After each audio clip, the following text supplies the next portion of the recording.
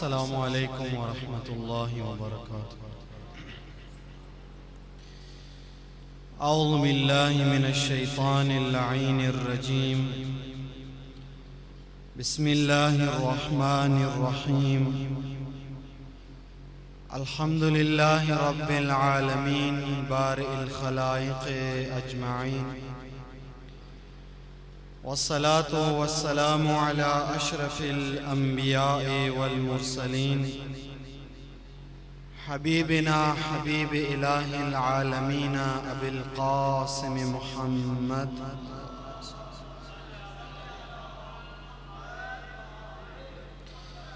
व अला आलिहि तय्यबीन अत्ताहिरीन अल-मासूमीन अल-मुंतजबीन सय्यमा बक़ियतुल्लाहि फिल अर्ज़ीन।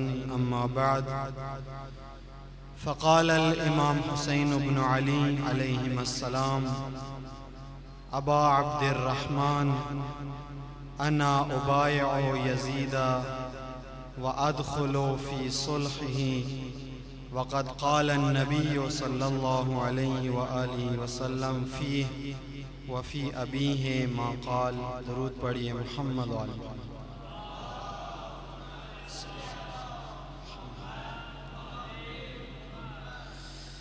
परवरदिगार आलम तमाम अज़ादाराने सैयदुश्शुहदा अलैहिस्सलातु वस्सलाम की हिफाजत फरमाए।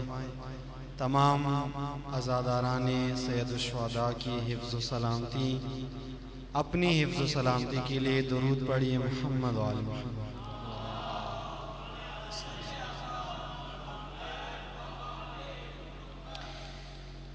अय्याम मुहर्रमुल हराम व मुनासिबत क़ियाम आशूरा तहरीके अबुल अहरार अबा अब्दुल्लाह सय्यदुश्शुहदा अलैहिस्सलातु वस्सलाम, ये अय्याम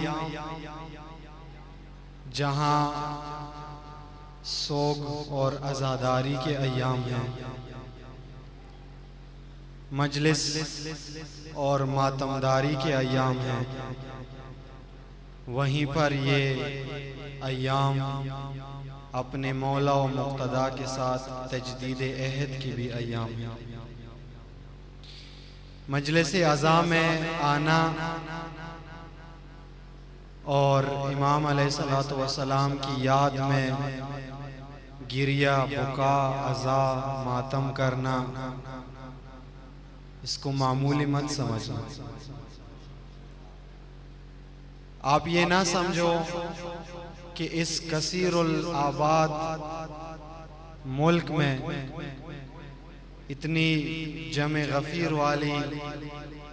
वाले मुल्क और शहर में हम ही फ़कत अज़ा मनाते हैं, बल्कि अगर अपने ज़मीर से पूछो तो माह मुहर्रम वो महीना है जिसमें अंबिया व मलाइक भी अज़ादार रहते हैं।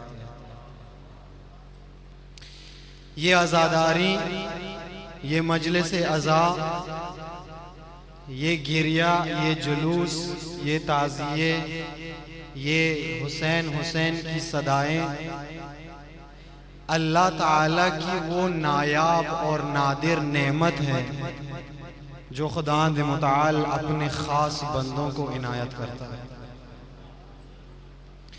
कुछ लोग ऐसे हैं जिनको अल्लाह ताला ने अपनी नेमतें दी हैं, कुछ को औलाद दी है, किसी को माल दिया है, किसी को शोहरत दी है, किसी को घर दिया है, किसी को गाड़ी दी है, लेकिन गमे हुसैन, अज़ाए हुसैन, सोगे हुसैन और मोहब्बत हुसैन अल्लाह ताला की ऐसी नेमत है जो हर इंसान का मुकद्दर नहीं बन सकता।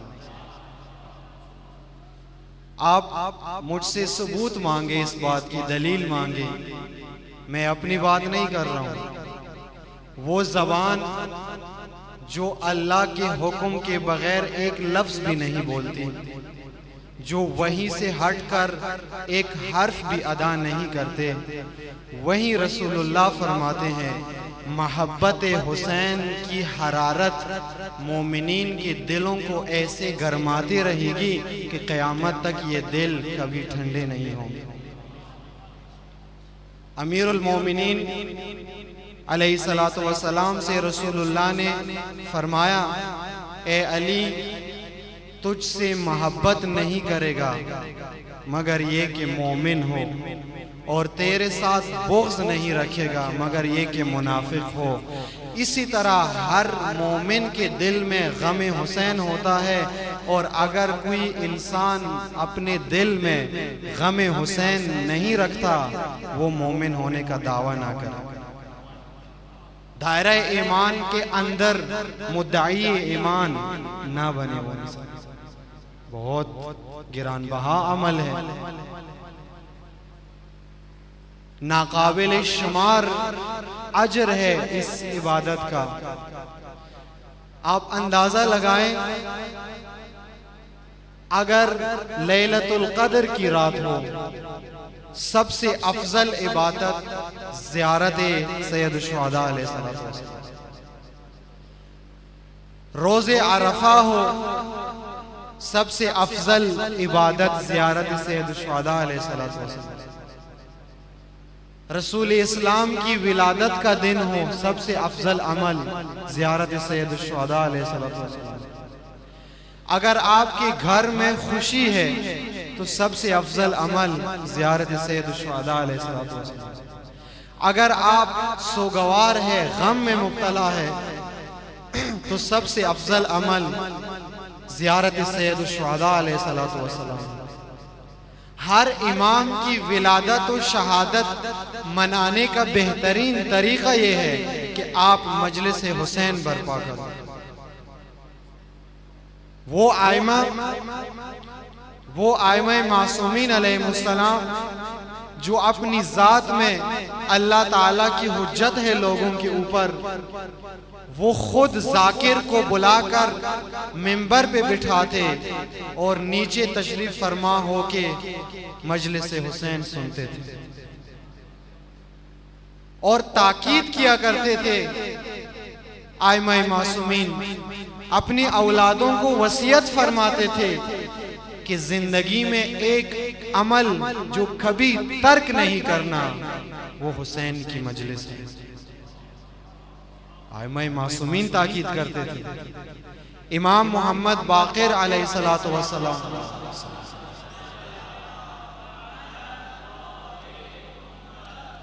जब इमाम अलैहिस्सलाम को वक्त के जालिम ने जहर दिया, इमाम को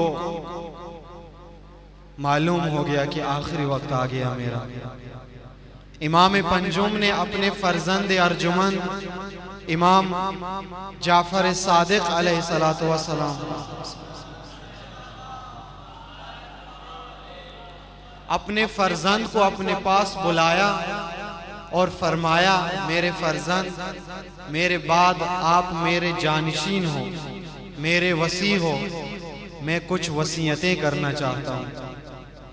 और इमाम ने वसीयतें फरमाई, इमाम पंजुम ने इमाम शिशुम को, और ताकीद के साथ जो वसीयत इमाम ने फरमाई वो ये कि मेरे फर्जंद, मैंने अपनी ज़िंदगी में कुछ माल जमा किया हुआ है। तवज्जो है आपकी, मैंने अपनी ज़िंदगी में कुछ माल जमा किया हुआ है। मेरे दुनिया से जाने के बाद हज के मौसम में मिना की सरजमीन पर मैदान अरफात में मुसलमान हुज्जाज को जमा करके उन पैसों के तवस्सुत से मेरे जद हुसैन की मजलिस मुनक्किद कराना। ये आपके मकतब के बानी का फरमान है, जिसके नाम से आप पहचाने जाते हो। दुनिया आपको जाफरी के नाम से याद करती है। वो मकतब जाफरी के रईस इमाम शिशुम फरमाते हैं कि जिंदगी में कोई अमल अगर आपने हतमन बजा लाना है, हर कीमत पे बजा लाना है, हर मुल्क में बजा लाना है, हर यजीदियत के मुकाबले में बजा लाना है, वो मेरे जद हुसैन की मजलिस है। तर्क नहीं करना इसको। छोड़ना नहीं इसको और इसमें कमी भी नहीं लाना। मकतब जाफरी के रईस का फरमान है और ये हमारा और आपका अकीदा है। जो हमारा पेशवा कहें वो हमारे लिए हर्फ आखिर है। चाहे दुनिया इसको बिदअत समझे, दुनिया इसको गुनाह समझे, दुनिया उसको दीन से हटकर समझे, हम अपने पेशवा के अमल पर जान तो दे सकते हैं, औलाद तो छोड़ सकते हैं, कुर्बान कर सकते हैं, लेकिन नाम हुसैन, जिक्र हुसैन, याद हुसैन, पैगाम हुसैन कभी भी नहीं छोड़ सकते, नहीं छोड़ सकते। सबसे आप तवज्जो करें, शियों के एक बहुत बड़े आलिम दीन अपने ज़माने आज से 100-200 साल पहले गुजरे हैं, खुदा रहमत करे, शेख जाफर काशिफुल गिता रिजवानुल्लाह ताला अलैह, अपने ज़माने के बहुत बड़े मुज्तहिद हैं, फ़क़ीह है, बहुत खिदमात है। उसने एक किताब लिखी है ज़ियारत अबा अब्दुल्ला अलैहिस्सलातु वस्सलाम की फजीलत, फ़ज़ाइल ज़ियारत सैयद शुहदा के नाम से।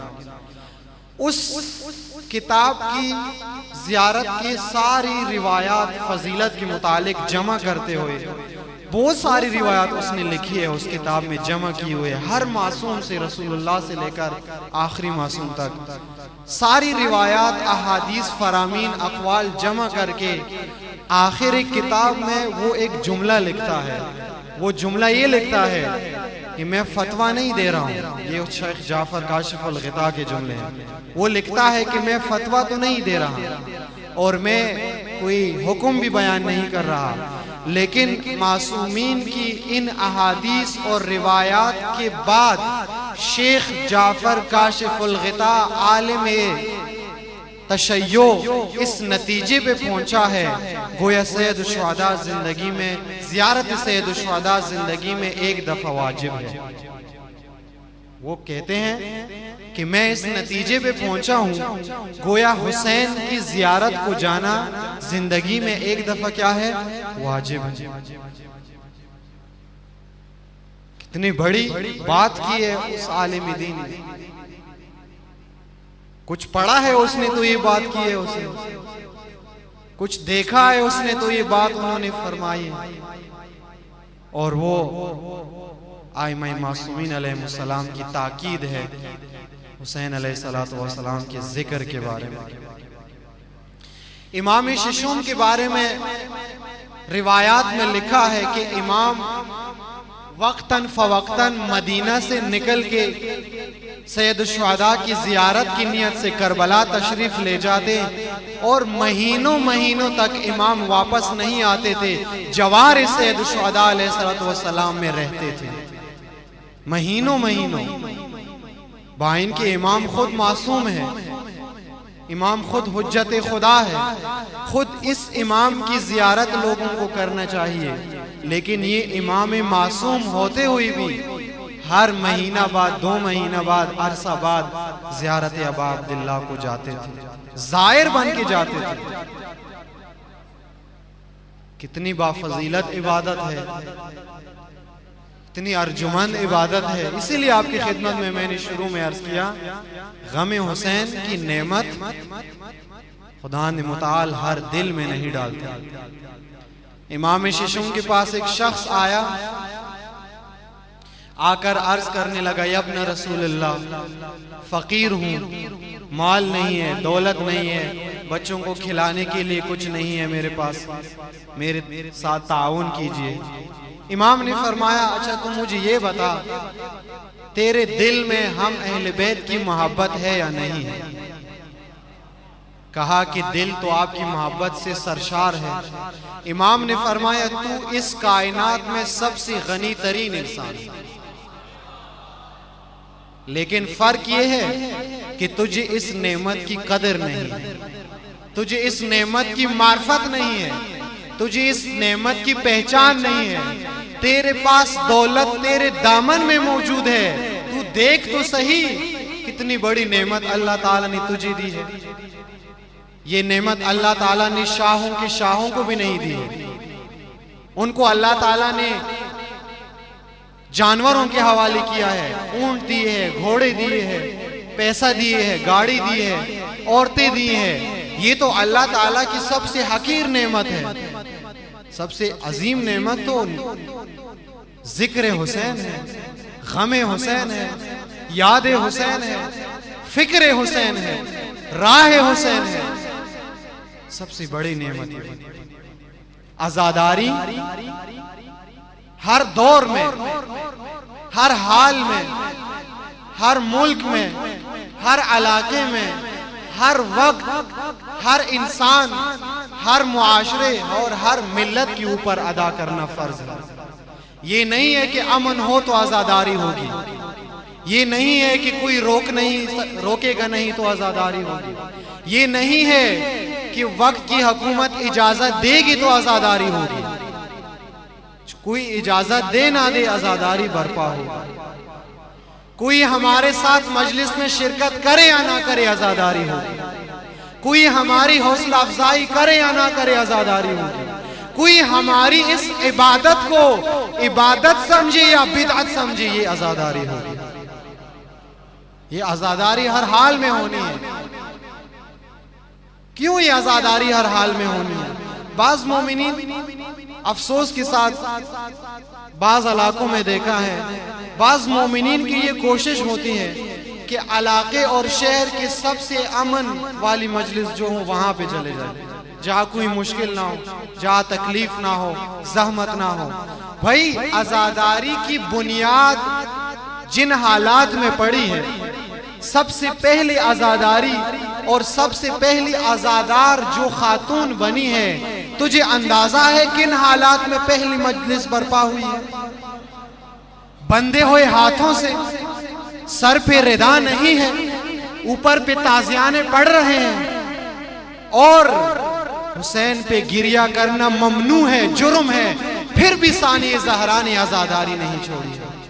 तू अमन वाली मजलिस ढूंढता है, तू ये बात करता है कि अगर हालात ठीक हुए तो हम आजादारी बर्पा करें। नहीं, आजाद दर हकीकत असली आजादारी तब है, आप हुसैनी आजादार तब हो जब सख्त तरीन हालात में भी आप आजादारी बर्पा करो। सबसे बड़े आजादार वो है जो लंगर देख के मजलिस में ना जाए कि भाई यहाँ अच्छा लंगर मिल रहा है तो यहाँ जाऊं। सबसे अच्छा और बेहतरीन और हुसैनी व ज़ैनबी आजादार वो है जो ये देखे कि किस मजलिस पे सबसे ज्यादा दबाव है, मैं उसी मजलिस में शिरकत करूं।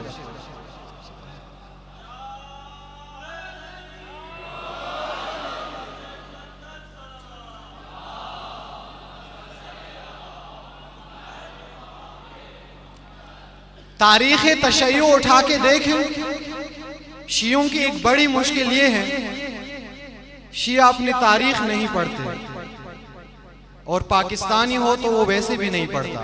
पाकिस्तानियों को मुतालिए के लिए, अगर आपने पाकिस्तानी को मुतालिए का कहा तो ये गाली के बराबर है, उसके मुतालिया नहीं करते।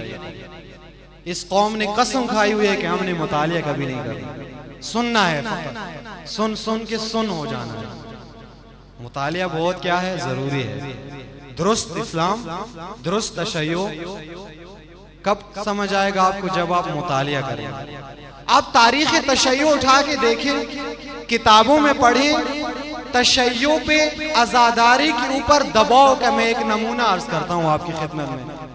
बनु उमैया के हुक्मरान हुज्जाज बिन यूसुफ, खुदा लानत करे उसको, जिनका दिल बोग़्ज़े तशय्यो में काला हो गया था, जो बोग़्ज़े तशय्यो में दिन रात जलता रहता था, यही जिसका भांजा है या क्या है, जिसको आप फातिह समझते हैं अपने सरजमीन के, मोहम्मद बिन कासिम, ये उसी की बाक़ियातुल सालिहात तो मैं नहीं कहूँगा, बाक़ियातुल मुफ़सिदात कहूँगा, ये उसकी बाक़ियातुल मुफ़सिदात है। हज्जाज बिन यूसुफ का भांजा है ये। ये इस्लाम लाने के लिए नहीं आया था आपकी सरजमीन पर, ये आपकी सरजमीन को लूटने के लिए आया था, हीरा चुराने के लिए आया था, और आज हीरो बना हुआ। इसीलिए मैंने कहा तारीख तशय्युअ पढ़ें, पता चले आपका हीरो कौन है और आपका दुश्मन कौन है, आपका हमदर्द कौन है और आपके लिए भेड़िया बना हुआ कौन है। हज्जाज बिन यूसुफ लानतुल्लाह अलैह, जिसने बहुत ज्यादा जुल्म किया तशय्युअ के ऊपर, इस कदर जुल्म जो हज्जाज बिन यूसुफ ने किया है तारीख में बहुत कम हुक्मरान ऐसे मिले। और इसको शाह बनाना, गवर्नर बनाने का जो वाकया है वो भी बड़ा दिलचस्प है। कहा कि उस वक्त के हाकिम ने ऐलान कर दिया कि मैंने अपना एक गवर्नर बनाना है, अपने बाद हुक्मरान बनाना है, मैं उसको हुक्मरान बनाऊंगा अपने बाद जो जमाने का सबसे शकी तरीन इंसान होगा। उसने अफराद चुने, लोगों को बुलाया, जैसे आजकल भी होता है, मसलन आर्मी में भर्ती है, पुलिस में भर्ती है, तो ऐलान हो जाता है, 1000 बंदे आ जाते हैं, फिर उनका टेस्ट हो जाता है, कुछ फिजिकली रिजेक्ट हो जाते हैं, कुछ ज़हनी तौर पर रिजेक्ट हो जाते हैं, कुछ एजुकेशन पे रिजेक्ट हो जाते हैं, तो चलते चलते 5 या 10 अफराद की सिलेक्शन हो जाती है। इन्होंने भी ऐलान किया कि हमने हुक्मरान बनाना है, हमें क्वालिफिकेशन ये है कि जो अपने ज़माने का सबसे शकी तरीन इंसान हो, सख्त दिल इंसान हो, उसको बनाया जाए। बहुत सारे लोग आए, कई हजार लोग आए, उनमें छांटी की 100 रह गए, 100 में छांटी की 50 रह गए, 50 में 10 रह गए, 10 में 5 रह गए। 5 में से कहा कि जब 5 लोग रह गए, अब मेरे जहन में तादाद नहीं है, 5 या 3 या 7 लोग आखिर में रह गए, उनमें से एक हज्जाज बिन यूसुफ रह गया। वक्त के हुक्मरान ने कहा कि आप में से एक हुक्मरान बनेगा, लेकिन वो हुक्मरान बनेगा जो अपनी मां को अपने हाथों से कत्ल करेगा। कहा कि बाकी सारे पीछे हट गए और इस शकी इंसान ने अपनी मां को भी कत्ल कर दिया। और तब ये क्या बन गया? हुक्मरान, खलीफा बन गया मुसलमानों का। आज अगर इस पे हम लानत करें तो बनु उमैया के बाकी मानदा नस्ल को बुरा लगता है, वो कहते हैं सहाबा की तौहीन हो रही है। ये सहाबा की तौहीन आप कर रहे हो कि बनु उमैया को सहाबा कह रहे हो। आप सबसे बड़े तौहीन करने वाले हो सहाबा के। बनु उमैया और है, सहाबा और है। सहाबा वो है जिनके कसीदे कुरान ने पढ़े हैं, बनु उमैया वो है जिनके बारे में रसूलुल्लाह ने फरमाया है कि ये मां के पेट में भी मलऊन थे।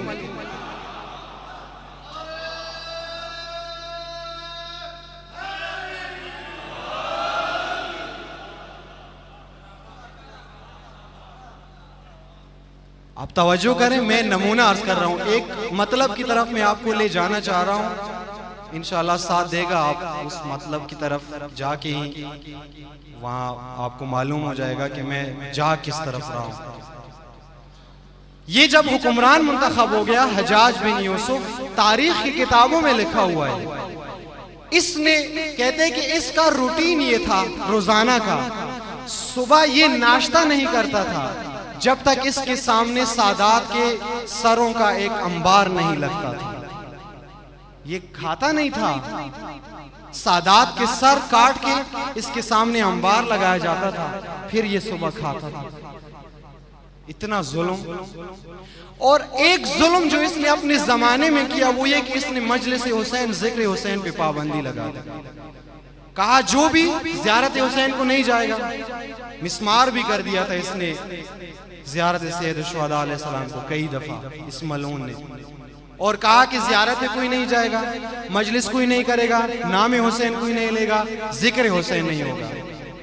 कहा कि इतना दबाव इसने बढ़ाया कि हिजाज में रहने वाले शियों के मर्दों ने अलल ऐलान, छुप छुपा के तो करते थे लेकिन खुल्लम खुल्ला जिक्र हुसैन करना छोड़ दिया। लेकिन आपको मैंने बताया ना, रसूलुल्लाह ने फरमाया इन्नल क़त्लिल हुसैन हरारतन फी क़ुलूबिल मुमिनीन ला तबरुदु अबदा। हरारत हुसैनी एक ऐसी तपिश है, ऐसी हरारत है, ऐसा जज्बा है, ऐसा जोश है जो क़यामत तक मोमिनीन के दिल में ठंडी नहीं होगी। जब मर्दों ने छोड़ दिया जिक्र हजाज के दबाव से, तारीख में लिखा हुआ है कि उस वक्त की खवातीन ने मजलिस हुसैन बर्पा करना शुरू कर दिया।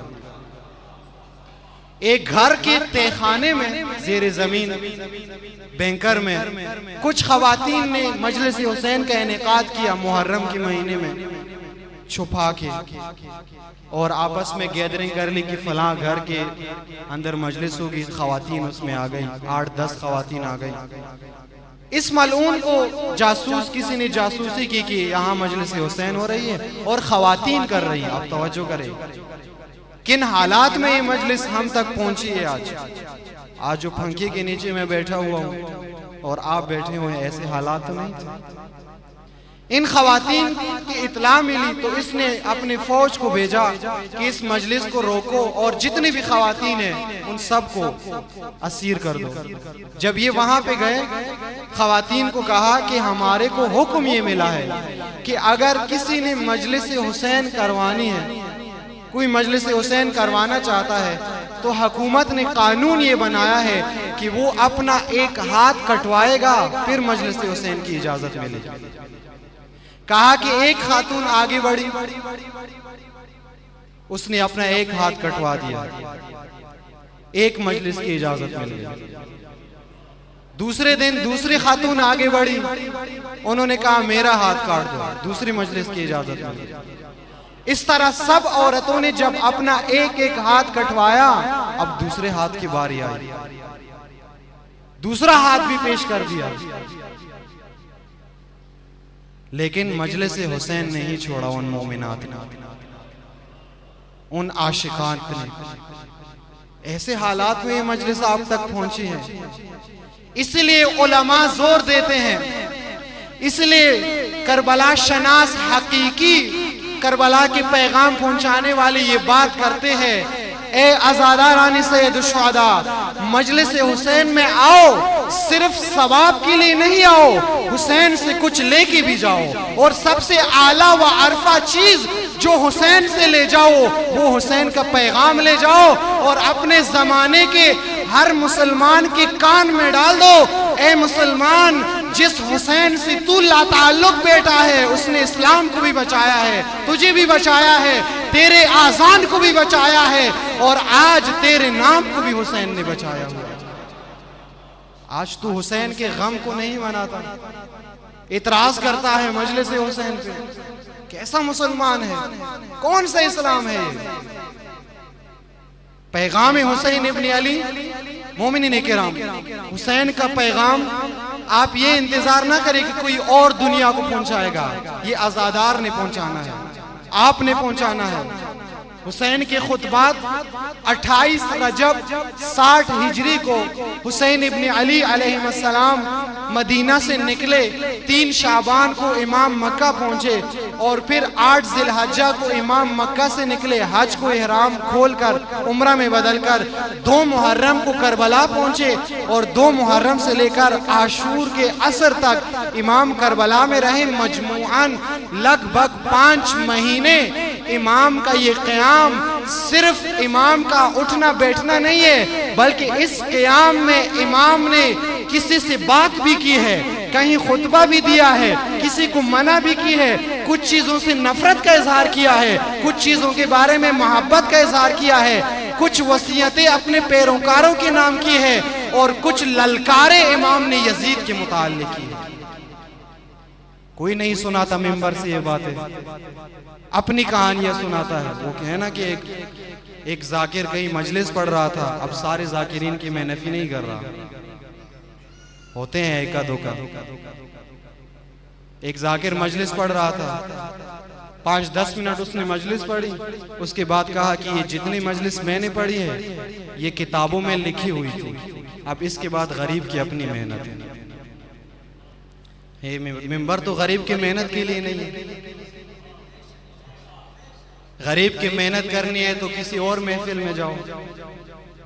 ये मिंबर हुसैन इब्न अली का मिंबर है, इससे सिर्फ हुसैन की बात होनी चाहिए। गरीब की मेहनत नहीं चाहिए, कोई नहीं सुनाता। मोमिनीन तकाजा करे, कब सुनेंगे फिर ये पैगाम हम? अगर 1400 साल बाद भी ये कौम, ये आजादार हल मिन नासिरिन यंसुरना का पैगाम सुनने के लिए आमादा नहीं है, तो फिर कब आमादा होगी ये कौम? अगर हमने भी हुसैन की उस गुर्बत को दूर नहीं किया, तो कौन सी नस्ल दूर करेगी? हमारा फरीजा है ये पैगाम खुद भी सुनो, खतीब से तकाजा करो कि हमें हुसैन इब्न अली के खुतबात सुनाओ, फरमूदात सुनाओ। ये एक जुमला आपकी खिदमत में मैंने सरनामा कलाम करार दिया। इमाम अलैहिस्सलातु वस्सलाम की मुलाकात हुई एक शख्सियत अबा अब्दुर्रहमान के नाम से, उस वक्त के बहुत बड़े शख्सियत है ये, और मुसलमानों में बड़ा मकाम है इसका, अबा अब्दुर्रहमान। ये इमाम के पास आया और इमाम को समझा रहा था।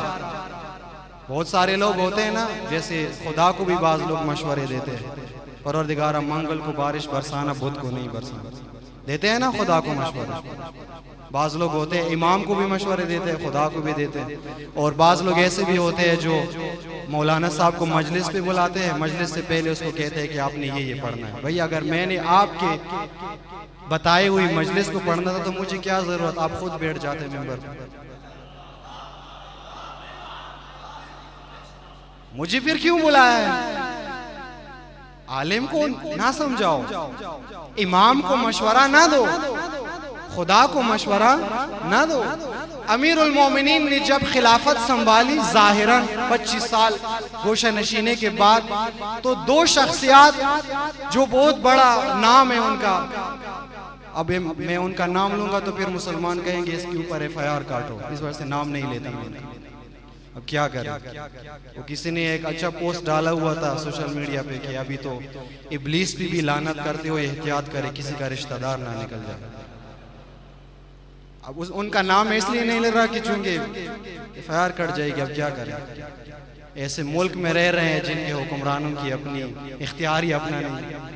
ये किसी मुल्क का दौरा करते हैं तो भी पूछते हैं कि हम जाएं या ना जाएं, वॉशरूम करें या ना करें, पूछते हैं। उस इंसान से पूछते हैं जिसको दुनिया गधा कहती है। पहुंच गए ना, पहुंच गए आप।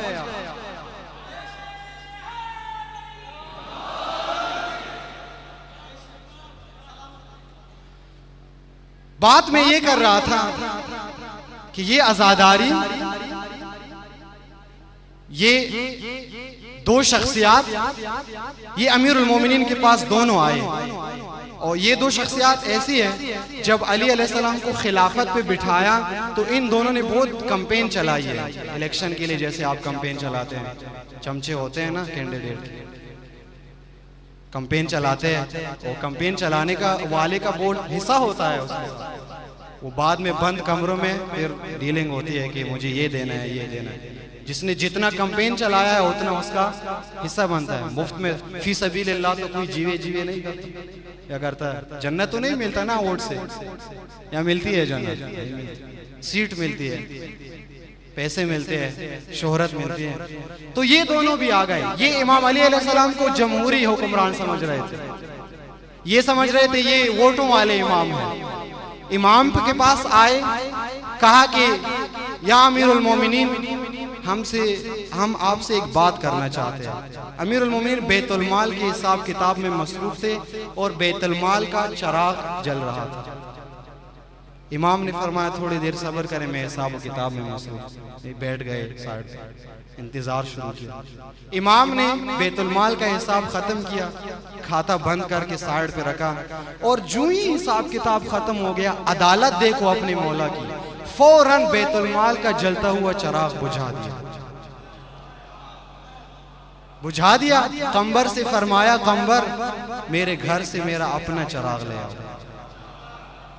दोनों उठ के खड़े हो गए, दोनों कहने लगे मौला जवाब मिल गया। मौला ने फरमाया मैंने तो कुछ बोला ही नहीं है, आप लोगों ने सवाल ही नहीं किया है, जवाब कैसे मिल गया? कहा हम इसलिए आए थे कि हमने आपकी खिलाफत के लिए कैंपेन चलाई है। हम ये चाह रहे थे किसी शहर की गवर्नरी हमें भी मिल जाए, किसी लश्कर की सरबराही हमें भी मिल जाए, लेकिन जब आप हमसे बात करने के लिए 2 मिनट के लिए बैतुल माल का चिराग जलाने के लिए तैयार नहीं है तो इतना बड़ा ओहदा कैसे देंगे आप हमें? जवाब मिल गया, दोनों चल गए। और वो दिन इन दोनों का अली के साथ आखिरी दिन था। फिर ये जमल में अली के मुकाबले में आ गए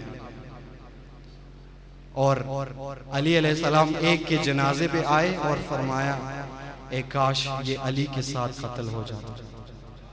यानी इतनी बड़ी शख्सियत थी कि वो उसके जाया होने पे अली को अफसोस हो रहा था। मैं अर्ज ये कर रहा था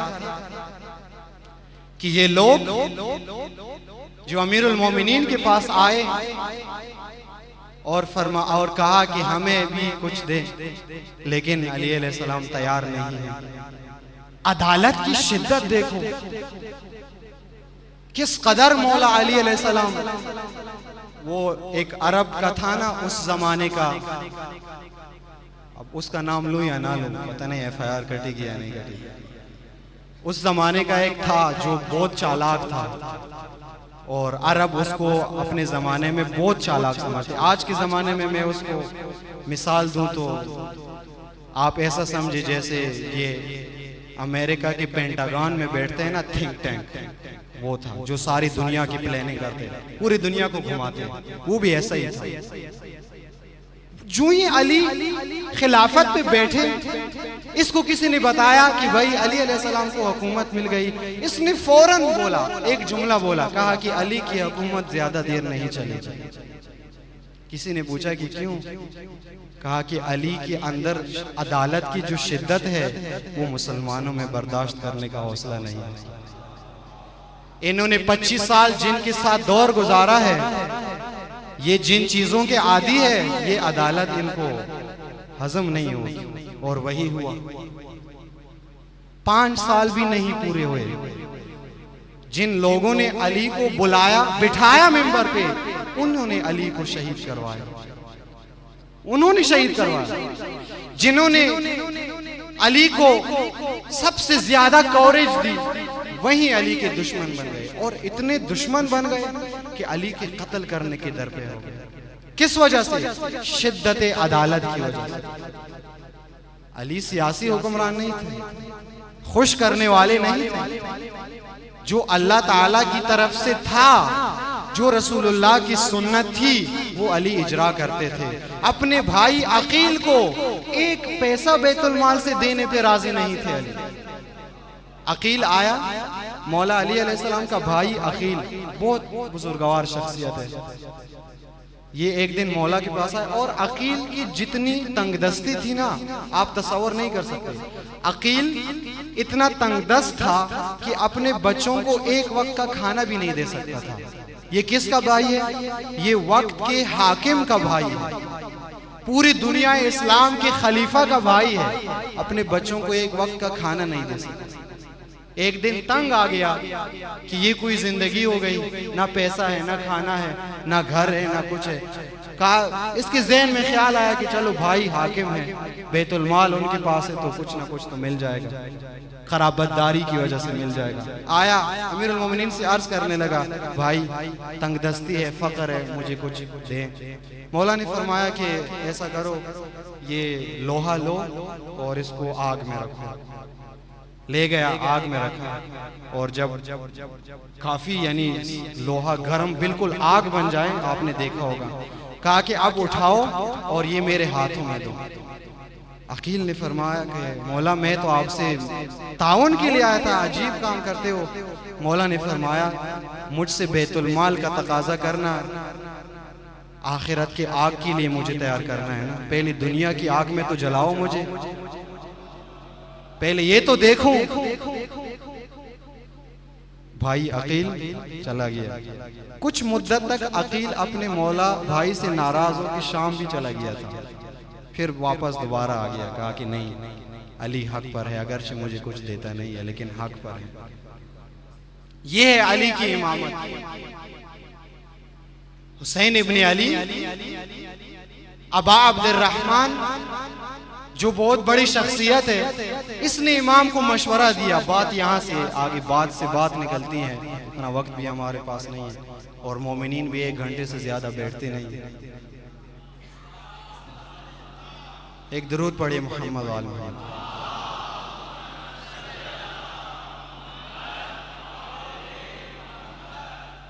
इसने इमाम को मशवरा दिया, सैयद शुहदा को मशवरा दिया कि आप ऐसा करें, आप यजीद के खिलाफ क़याम ना करें। क़याम करना है तो बैत भी ना करें, लेकिन जंग भी ना करें, मुखालफत भी ना करें, बस हरम में बैठ जाओ या रोज़े रसूल के मुजाविर बन जाओ या यमन के गारों में चले जाओ। जब यजीद वाज़िल जहन्नम हो जाए फिर आ जाओ सियासत में, मैदान में। इमाम को ये मशवरे बहुत सारे ने दिए, उनमें से एक अबा अब्दुर्रहमान भी था, इसने भी ये मशवरा दिया। जब ये मशवरा दिया तो इमाम ने फरमाया, या अबा अब्दुर्रहमान अना उबायउ यजीद, मैं यजीद की बैत करूं। ताज्जुब है आप पर, देखते नहीं हो किसको किसका मशवरा दे रहे हो, किसकी बैत मांग रहे हो, किससे? तुझे अंदाजा है? हम ताज्जुब के लिए करते हैं ना, मसलन कोई छोटा बच्चा आपको कहे कि मसलन पापा मुझे 1 गिलास पानी दे, आप कहें मैं पानी दूं आपको, यानी आपको ताज्जुब भी होता है। यानी इस बात की तवक्को आपसे नहीं थी। इमाम ने ताज्जुब किया, मैं यजीद की बैत करूं, अना उबायउ यजीद, मैं बैत करूं यजीद की, व अदखुलु फी सुलह, और उसके साथ सुलह कर लूं, उसके साथ समझौता कर लूं, उसके साथ इत्तिहाद कर लूं, वहदत बैनुल मुस्लिमीन कर दूं मैं उसके साथ। वक़द क़ाल नबी, जबकि मेरे नबी ने फरमाया था, फी है उसके बारे में, वफ़ी अबी है और उसके बाप के बारे में, मा क़ाला, जो रसूलुल्लाह ने यजीद और उसके बाप के बारे में फरमाया था। तुझे पता नहीं है क्या फरमाया था? अब ज़ाहिरन इमाम को भी शायद पता था कि बाद में ऐसी कौम आएगी जो FIR काटेगी। इमाम ने ये नहीं फरमाया कि रसूलुल्लाह ने यजीद और उसके बाप के बारे में क्या फरमाया था, सिर्फ ये फरमाया कि तुझे नहीं पता यजीद और उसके बाप के बारे में रसूलुल्लाह ने क्या फरमाया था। क्या फरमाया था ये इमाम ने भी नहीं फरमाया। शायद आज के हालात का अंदाजा था इमाम, शायद, मुझे यकीन तो नहीं है लेकिन लग यही रहा है, क्योंकि इमाम ने फरमाया, वक़द क़ाल नबी सल्लल्लाहु अलैहि वसल्लम फी है वफ़ी अबी मा क़ाला। तुझे पता नहीं है रसूलुल्लाह ने यजीद और उसके बाप के बारे में क्या फरमाया था? नहीं पता तुझे, इसलिए तो हुसैन को मशवरा दे रहा है कि बैत करो, आज़ादारी। हुसैन इब्न अली आसान काम कर सकते थे। अल्लामा इकबाल के बकौल के, ये शहादत गाहे उल्फत में कदम रखना है, ये शहादत गाहे उल्फत में कदम रखना है। लोग आसान समझते हैं मुसलमान होना, लोग बहुत आसान समझते हैं मुसलमान होना। ला इलाहा इल्लाहु, अल्लाहु करो मुसलमान बन गए, जबकि ये शहादत गाहे उल्फत में कदम रखना है। शहादत गाहे उल्फत में कदम रखना इंसान को अपने घर से निकाल देता है, खानदान से जुदा कर देता है, प्रेशर, अंडर प्रेशर ले आता है। गर्दन सर पे नहीं रहे, सर जो है ना, गर्दन इंसान के जिस्म पे नहीं रहती और इंसान बहुत सारी मलामतों का शिकार हो जाता है। मुसलमान अगर आप हैं, वाकयान अगर है, ये इमाम ने फरमाया तू मुझे मशवरा दे रहा है, ये आज़ादारी उसी हुसैनी फेल का नाम है। सैयद शुहदा अलैहिस्सलाम आसान काम कर सकते थे। क्या था आसान काम? मेरे और आपकी तरह अपने खानदान वालों को जमा करते, हाजियों को जमा करते, ज़ायरीन को जमा करते और इमाम फरमाते, फिरौन पे लानत, नीचे वाले कहते बेशुमार, नमरूद पे लानत बेशुमार, फलां पे लानत बेशुमार। ये आसान काम है ना, इसकी कोई कीमत नहीं चुकानी पड़ेगी, कोई घर से निकलने की जरूरत नहीं, गर्दन कटाने की जरूरत नहीं। इमाम ये काम कर सकते थे, लेकिन अगर इमाम फकत सड़े हुए यजीद पे लानत करता तो इस्लाम बच नहीं जाता। इसलिए हुसैन इब्न अली ने फरमाया, मुर्दा यजीद पे भी लानत करो, सुबह शाम करो, हर वक्त कहो और हर जमाने में करो, लेकिन जिंदा यजीद से भी ला ताल्लुक ना हो। आपके मुल्क में यजीद हो, आपके जमाने में यजीद हो, मुर्दा यजीद पे लानत करो और जिंदा यजीद के मुकाबिल में खड़े होकर उसकी नाक खाक में रगड़ दो। ये हुसैनियत है, ये हुसैनियत है।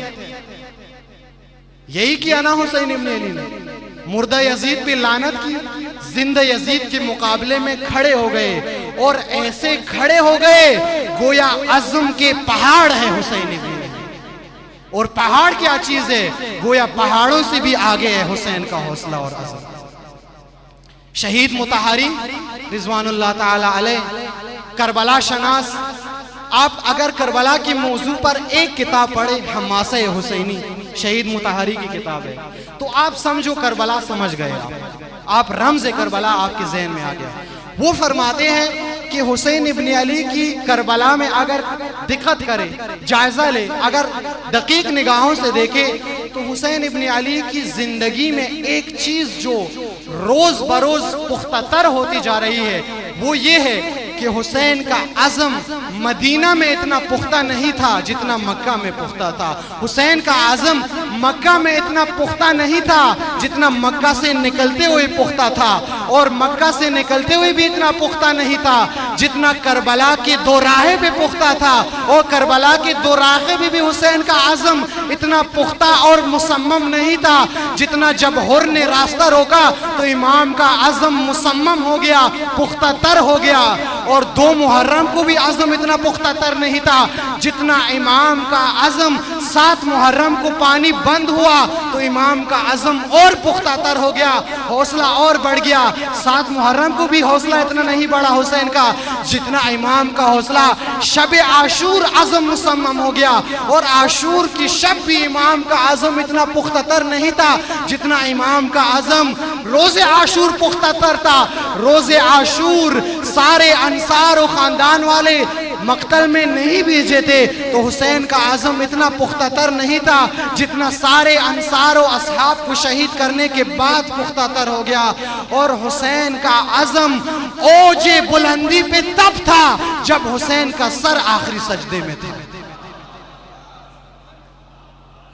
आखिरी सजदे में हुसैन का सर।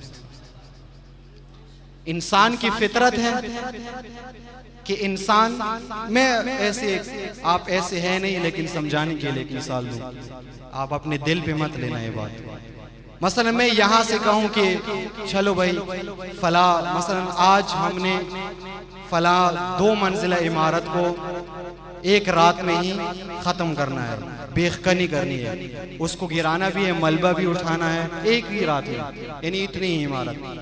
मैं ये बात करूंगा तो आप सारे वाह वाह करेंगे, जी जी, सारे कहेंगे हम हाजिर हैं, यानी आपका हौसला बहुत 100% होगा, क्योंकि अभी मैंने सिर्फ बात की है ना।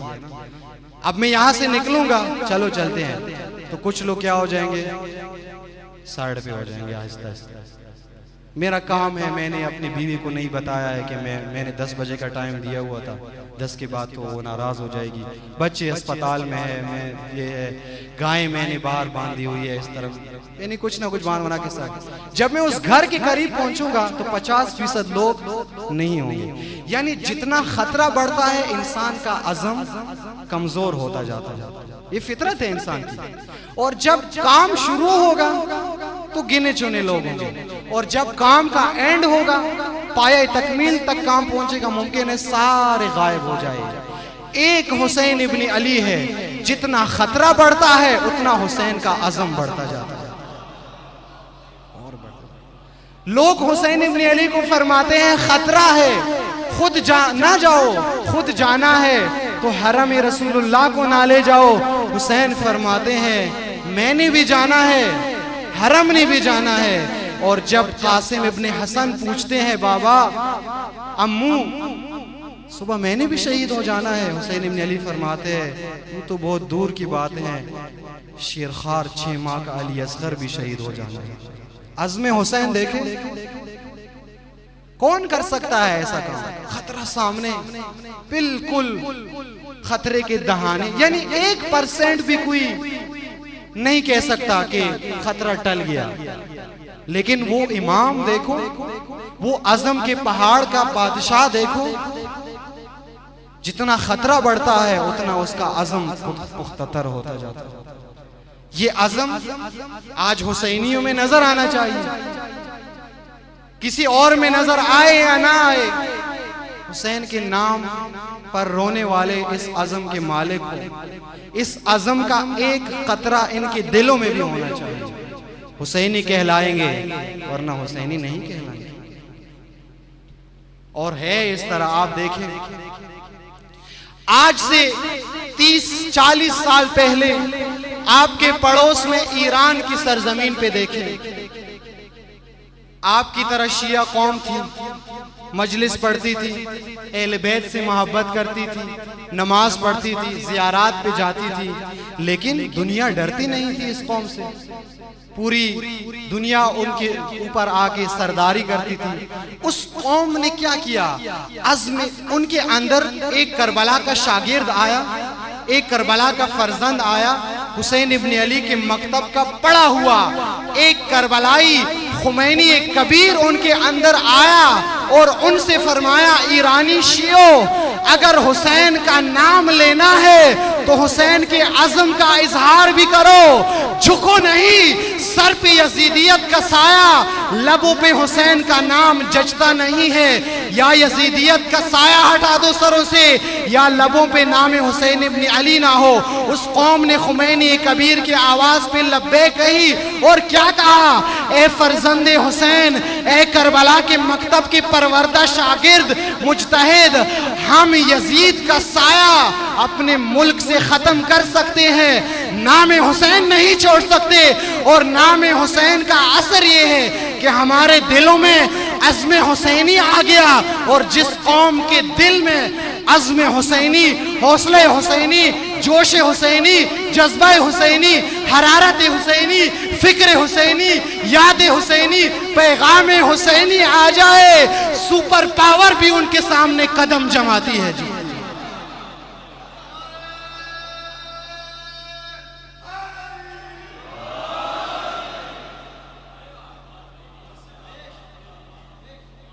ईरानियों के पास तो कोई इजाफी चीज नहीं है। जो 14 मासूमीन हम मानते हैं वही 14 मासूमीन वो मानते हैं। जो मजलिस हम करते हैं वही मजलिस वो। जिन अहले बैत की मोहब्बत से उनके दिल सरजार है, हमारे भी उनसे। फर्क क्या है? सिर्फ एक फर्क है, वो ये है कि उनको इस मिंबर पे ऐसा खतीब मुयस्सर आ गया, ऐसा करबला शनास मुयस्सर आ गया, और उन्होंने सुना भी, रद्द नहीं किया, उसकी हौसला शिकनी नहीं की, उसको सुना। उसने उनको फरमाया कि भाई हुसैन का नाम तो ले रहे हो, लेकिन जो काम आप कर रहे हो ये तो हुसैन वाला नहीं। हुसैनी का गर्दन झुकती कैसी है? हुसैनी का गर्दन तो नोके निज़ा पे जाके सरबुलंद हो जाती है, और तुम्हारी गर्दन शाह के सामने झुकी हुई है। बस ये फर्क आया उस कौम के, इतना सा फर्क।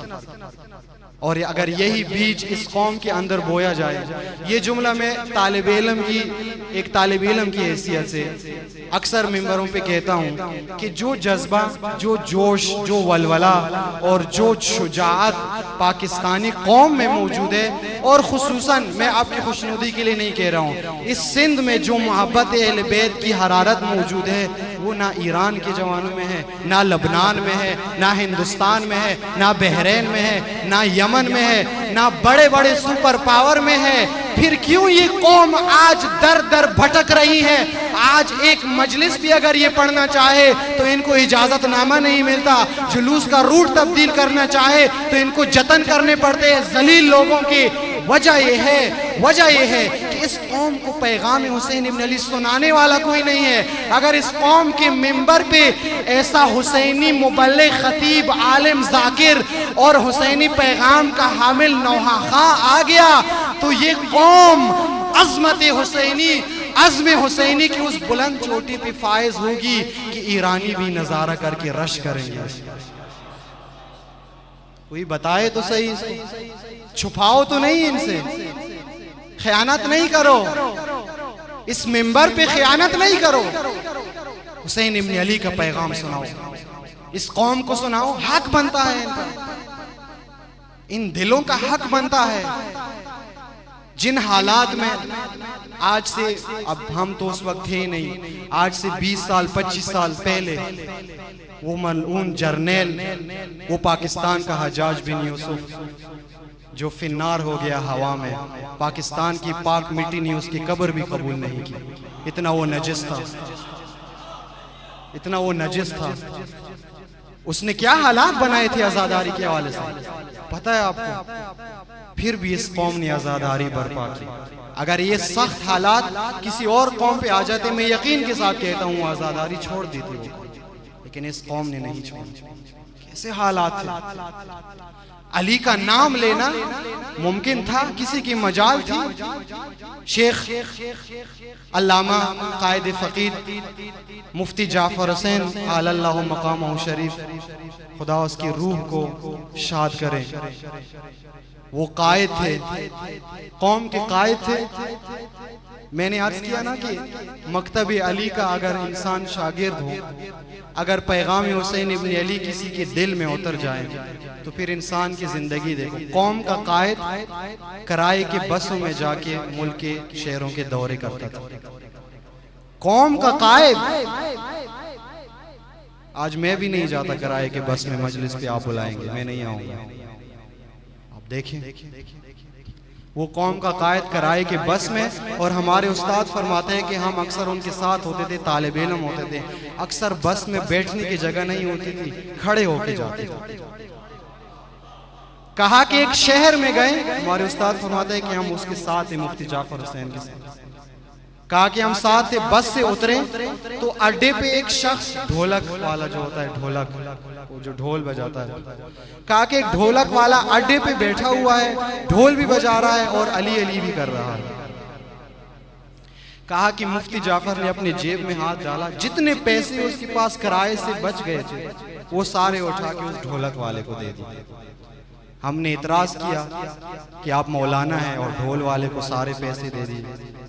मुफ्ती जाफर ने फरमाया कि जिन हालात में, जिन लोगों के हुजूम में, जिन लोगों के जो बुग़्ज़ दिल में है, इन मुबग़िज़ीन अली के दरमियान खड़े होके ढोलक की आवाज में डंके के चोट पर इसकी जबान से अली अली करना मुफ्ती जाफर हुसैन को इतना पसंद आया कि अगर मेरे पास कुछ और होता तो मैं वो भी दे देता इसको।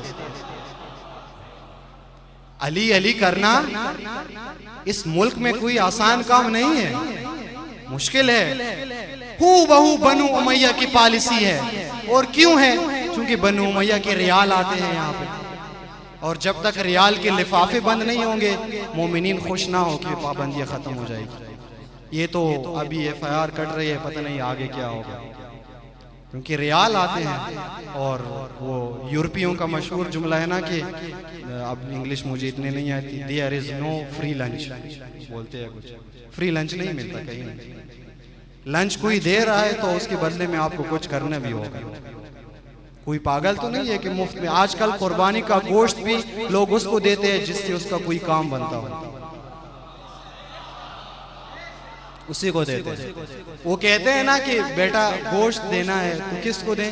उसको दो जो हमारी वो शादी पे भी आता है, वो किसी अगर हमारे घर में फौतगी हो गई तो वो ताज़ियत के लिए आता है, वो फला तो उससे ज्यादा गरीब है, बेटा कहता है नहीं वो हमारी खुशी और गमी में शरीक नहीं।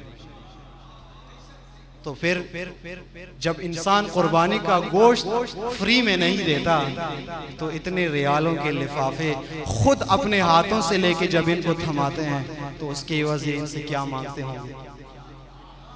ये तो हुसैनी हरारत का खौफ है इनके दिलों पर कि खुलकर इजहार नहीं कर सकते, इजहार नहीं कर सकते। मैं ये बातें तो कर रहा हूँ लेकिन बाज़ मोमिनीन अभी भी ये सोच रहे होंगे कि पाबंदी लग जाएगी, लग जाए। आज़ादारी से पहले दिन से पाबंदी है। शाम गरीबा जब खेमे जल रहे थे और जूं ही खेमे जल गए, जले हुए खेमों में बीबी ने हुसैन की यतीमों को जमा किया, आज़ादारी शुरू की, उसी दिन पाबंदी लग गई। उमर इब्न साद ने मना किया हुसैन को नहीं रोना, ये पाबंदी उस वक्त से। इन पाबंदियों से अगर ये आज़ादारी रुकने वाले होती तो 61 हिजरी में 10 मुहर्रम को ये ख़त्म हो जाती है आज़ादारी। शजरे तैयबा तशय्यो खून से सरसब्ज होता है, जितना खून डालोगे इसकी जड़ों में उतना ये फलता है, फूलता है। ये उन फूलों और पौधों की तरह नहीं है जिनको नर्सरी में रखे बड़े नाजो अदा से पाला जाता है। जितने सख्त हालात हो उतना ये दरख्त सरसब्ज होता जाता है। इसकी खुसूसियात ही ऐसी है। ये आज़ादारी उसी पैगाम हुसैन इब्न अली का नाम है। आज़ादारी आपकी खिदमत में आज और कल की मजलिस में खुदा ने जो तौफीक दी है और मौला की मदद से जो मौजू अर्ज करना है, आज़ादारी आलमी तहरीक बेदारी है। आलमी तहरीक बेदारी है। ये आज़ादारी जिस मुल्क में भी पहुंचेगी, ये आज़ादारी जिस मंतिके के लोगों में पहुंचेगी, उस मंतिके के लोगों में फिर खामोशी, सुकून, नींद, ख्वाब और लाताल्लुकी नहीं होगी। आज़ादारी किसी इलाके में जाकर अपना पहला असर ये दिखाती है कि उस इलाके का बच्चा बच्चा, औरत मर्द और अमीर गरीब सब के सब बेदार हो जाते हैं। और जो इंसान बेदार हो जाता है वो सबसे पहले बेदारी की हालत में आकर मैदान में आ जाता है। और जो इंसान मैदान में आ जाता है, मैदान में आए हुए इंसान को अंदाजा हो जाता है कि मैं मैदान में जहां पे खड़ा हूं, मेरे इस तरफ कौन है, इस तरफ कौन है, मैं यजीद के साथ हूं या हुसैन इब्न अली के साथ हूं। और बेदार इंसान जब तक जिंदा होता है हुसैन की आवाज पे लब्बैक कहता है और यजीद की नाक में शोर कर देता है। ये आज़ादारी का असर। बेदार इंसान चैन से नहीं बैठता। हुसैन के लिए रोज़े रसूल छोड़ना कोई आसान काम था, ये तो आप लोगों को एहसास नहीं है। ये तो हुसैन एहसास कर सकते हैं रोज़े रसूल छोड़ना। वो रोज़ा छोड़ना जो आज भी गुमनाम है, उस मादर गिरामी का रोज़ा छोड़ना जो आज भी गुमनाम है, वो कोई मामूली बात है हुसैन के लिए। फिर भी हुसैन छोड़ रहे हैं। क्यों छोड़ रहे हैं? क्योंकि हुसैन बेदार ज़मीर इंसान है, बेदार ज़मीर इमाम है, बेदार ज़मीर हुज्जत खुदा है। हुसैन ने रसूलुल्लाह से ऐसा दीन सीखा हुआ है, हुसैन ने ऐसी मादर गिरामी का दूध पिया है कि जब तक यजीदियत का साया है हुसैन चैन से नहीं बैठ सकता। हुसैन इब्न अली सजदों पे इक्तिफा नहीं करते। हुसैन इब्न अली काबे के चक्कर लगाने पे इक्तिफा नहीं करते। हुसैन इब्न अली रोज़े रसूल पे बैठकर फ़कत सवाब कमाने पे इक्तिफा नहीं करते, बल्कि हुसैन इब्न अली सजदे से बढ़कर आगे सजदा करती भी है और सबसे बढ़कर जब सजदा बचाने का वक्त आए तो सजदा बचाते भी है। अल्लामा इकबाल ने फरमाया ना कि अल्फाज के दोनों में तफावत नहीं गरचे, अल्फाज के दोनों में तफावत नहीं गरचे, मुल्ला की अज़ा और है, मुजाहिद की अज़ा और।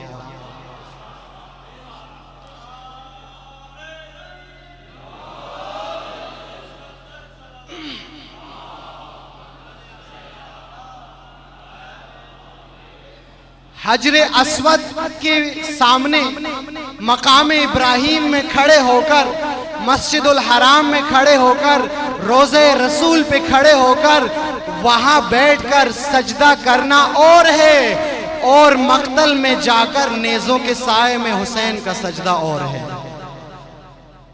बहुत फर्क है। सजदे के अल्फाज एक जैसे हैं। ये जो हज में बैठा हुआ है ये भी कह रहा है सजदे में सुभान रब्बियल आला व बिहम्दे, वो हुसैन इब्न अली भी कह रहे हैं सुभान रब्बियल आला व बिहम्दे। लेकिन हुसैन की सुभान रब्बियल आला और है, काबे में बैठा हुआ मुतहज्जिर यजीदियत से लाताल्लुक हाजी का ला इलाहा इल्लल्लाह और है। अल्फाज के दोनों में तफावत नहीं गर्चे, मुल्ला की अज़ा और है मुजाहिद की अज़ा और। बहुत फर्क है इसमें। अल्लाहू करना बहुत आसान है, लेकिन ला करना बहुत मुश्किल है। किसी चीज को मानना बहुत आसान है, लेकिन किसी चीज को ना मानना बहुत मुश्किल है। अल्लाहू तो बहुत सारे कर सकते थे। सारे मुसलमान रसूलुल्लाह को मानते थे, कुरान को मानते थे, अल्लाह को मानते थे, काबे को मानते थे, लेकिन मुश्किल क्या थी? वो जिस चीज को नहीं मानना चाहिए था उससे इनकार नहीं कर सकते थे। और हुसैन इब्न अली ने क्या किया? हुसैन इब्न अली ने करबला जाकर समझा दिया कि अल्लाहू बाद में है, पहले ला है। पहले बुतों का, पहले तागूतों का, पहले गैर इलाही हुक्मरानों का, पहले यजीदियत की ला करो, फिर अल्लाहू करो अल्लाह के लिए। पहले बुत को सजदा करना छोड़ दो, फिर अल्लाह के सामने सजदा ज़ेर हो जाओ। इश्क कातिल से भी मकतूल से हमदर्दी भी, इश्क कातिल से भी मकतूल से हमदर्दी भी। ये बता किससे मोहब्बत की जजा मांगेगा? सजदा खालिक को भी इब्लीस से याराना भी, सजदा खालिक को भी इब्लीस से याराना भी। हशर में किससे मोहब्बत का सिला मांगेगा? रोज़े हशर खुदा की बारगाह में जब तू खड़ा होगा, ए मुसलमान, तू खुदा के सजदे का अजर मांगेगा या इब्लीस की दोस्ती का अजर मांगेगा? पहले इब्लीस की दोस्ती तो खत्म करो, फिर अल्लाह का सजदा फायदेमंद है। और यही हुसैन इब्न अली से ये आजादारी आलमी बेदारी की तहरीक है। आज इस आलमी बेदारी की तहरीक देखो दुनिया को कहां पे पहुंचा दिया।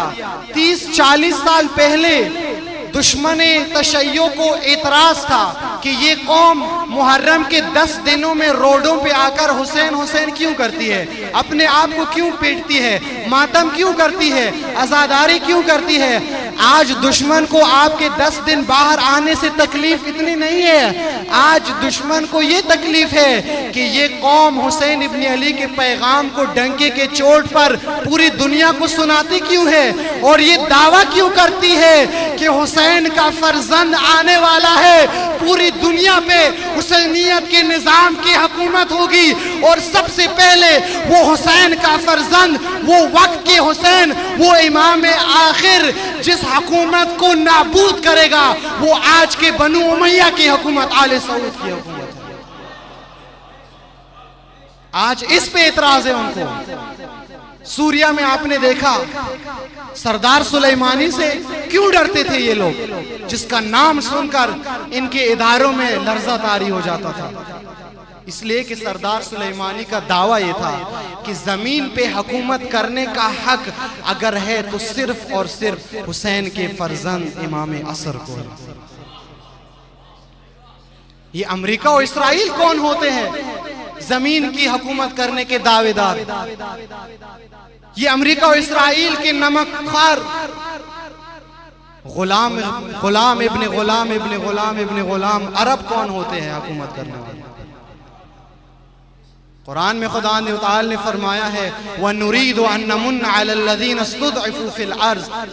खुदा का इरादा है, खुदा का वादा है, खुदा का मुसम्मम इरादा है कि एक ना एक दिन पूरी जमीन की विरासत, पूरी जमीन की हुकूमत अपने सालेह बंदों के हाथों में देगा, चाहे कोई चाहे या ना चाहे। लेकिन एक सवाल में छोड़ के आपकी ज़हमात को तमाम करूं, जब वो हुसैन का फर्जंद आएगा, जब वो पूरी दुनिया पे हुसैनियत का अलम गाड़ेगा, एक सवाल ये है कि इस आज़ादार का भी उसके साथ कोई ताउन होगा या नहीं होगा, हमारा भी हिस्सा होगा या नहीं होगा। लबनान के हिजबुल्लाह के जवानों की तरह हम भी इमाम के सामने खड़े होंगे, तैयार होंगे, या हम इमाम से कहीं और वादी में होंगे, हम मुर्दा यजीद पे लानत में मसरूफ होंगे। तैयारी जरूरी है। दुश्मन की तैयारी है उसके ज़हूर को रोकने के लिए। आप भी तैयारी करो उन्हें जल्द अज जल्द अपने दरमियान बुलाने के लिए। आपकी तैयारी के बगैर, हुसैनी लश्कर के मैदान में हुजूर के बगैर इमाम ने नहीं आना। मोमिन किराम ये ज़हन में बिठा ले, अगर उम्मत की तैयारी के बगैर इमाम ने आना था तो सैयद शुहदा अलैहिस्सलाम पहले दिन कूफा में चले जाते। कूफा तैयार नहीं था, इमाम नहीं चले गए, रास्ता बदल दिया। अगर उम्मत तैयार ना हो, इमाम सहरा में जाना कबूल करते हैं, लेकिन गैर तैयार लोगों में इमाम जाना कबूल नहीं करते। इमाम को अजियत होती है गैर आमादा लोगों में जाने से। आजादार है ये, आजादारी सानी ज़हरा की सुन्नत है। बंधे हुए हाथों के साथ, बेरिदा सर के साथ, भाई को बेगोरो बेकफन तपती धूप में छोड़कर फिर भी आजादारी। शब आशूरा इमाम अलैहिस्सलातु वस्सलाम ने वसीयतें शुरू की। इमाम ने बीबी से फरमाया, ज़ैनब बहन, कल आशूर का दिन है, फला सहाबी फला जगह पे शहीद होगा, अकबर ऐसे शहीद होगा, असगर ऐसे शहीद होगा और मैं ऐसे शहीद होगा। फिर ख़याम पे ऐसी लूट मचेगी, फिर शाम गरीबा होगा। सारा मंजर इमाम ने बीबी को बताया। बीबी भी गशी तारी हो गई, बर्दाश्त नहीं कर सकी। अली की बेटी शब आशूर की बात कर रहा। शहीद मुताहरी अपनी किताब में लिखते हैं कि जब बीबी पे गशी तारी हो गई, इमाम ने बीबी को होश दिलाया, गले लगा के बीबी से फरमाया, कान में फरमाया बीबी की, ज़ैनब बहन, अगर तू हुसैन के बाद इस तरह से बेहोश होते रही तो हुसैन का मकसद कौन बचाएगा? मेरा पैगाम कौन पहुंचाएगा कूफा और शाम के बाजारों में? मेरी सकीना को कौन दिलासे देगा? सैयद साजिदीन की इमामत की हिफाजत कौन करेगा? मेरी ज़ैनब शराबी की दरबार में खुतबे कौन देगा अगर तू बेहोश हो? शहीद मुताहरी लिखते हैं कि अली की बेटी को इमाम की इस बात से इतना हौसला मिला कि फिर वही ज़ैनब शाम गरीबा को भी जिंदा रही, अब्बास बन के अपने भाई को अपने हाथों से तैयार करके मक्तल में भेजा, जलते हुए खेमों से वक्त के इमाम को निकाला, हुसैन की यतीमा को शाम में गरीबा के अंधेरे में तलाश करके पैदा किया, कूफा और शाम के बाजारों में गई, शराबी की दरबार में गई, लेकिन अली की बेटी फिर बेहोश नहीं हुई। मैं सिर्फ एक मंजर आपकी खिदमत में अर्ज करूं, अजरुकुम अल्लाह। हुसैन का गम बहुत बड़ी नेमत है। जो हुसैन के गम में गिरिया करे, इससे बड़ी तौफीक तो नहीं है किसी के पास। 11 मुहर्रम को कारवान को हुक्म हुआ, उमर इब्न साद ने हुक्म दिया कारवान को रवाना किया जाए। करबला से निकलते हैं, कारवान तैयार हो गया। अली की बेटी सानी ज़हरा सैयद साजिदीन के पास आई।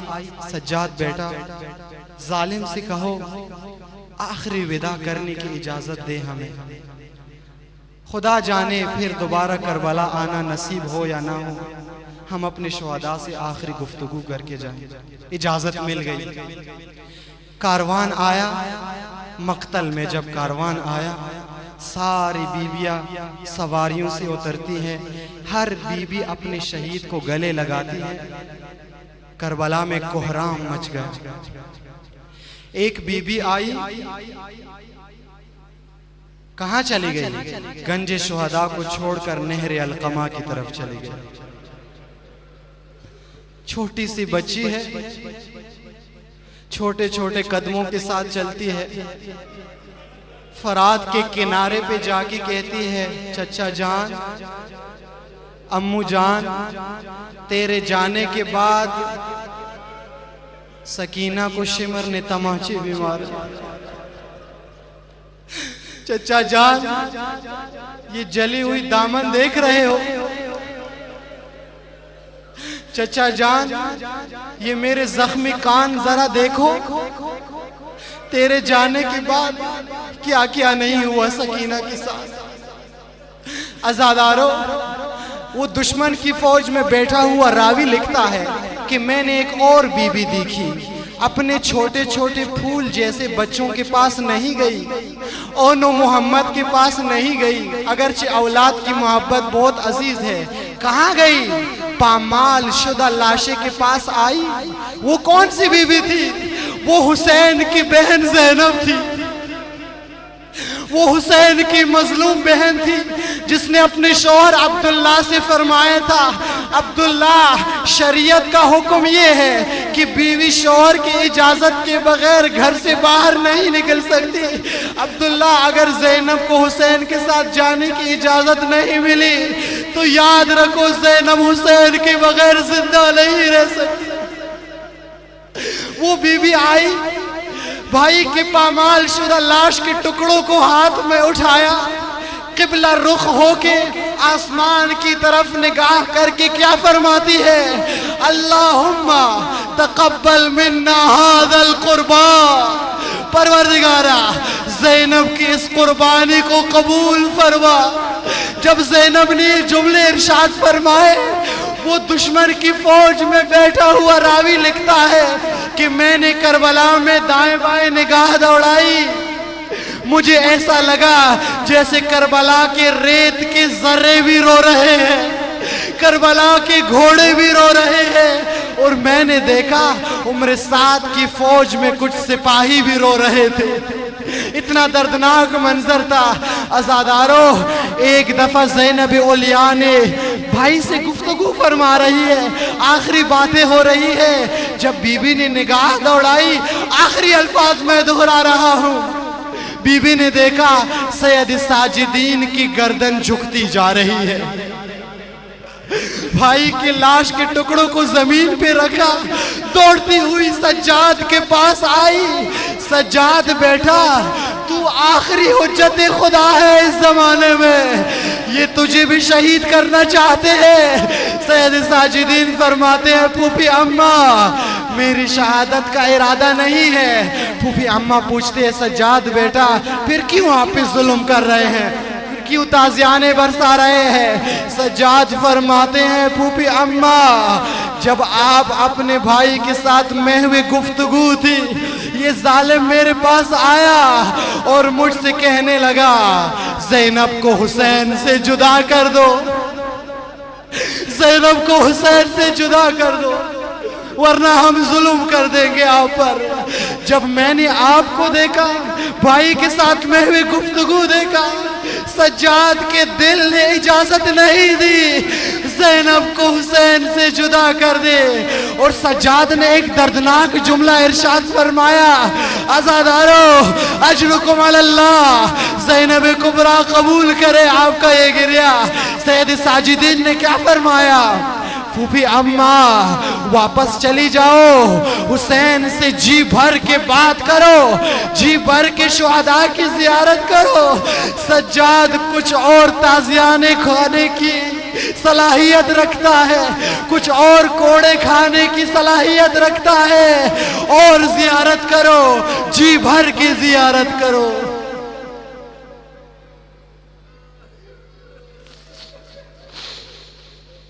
अला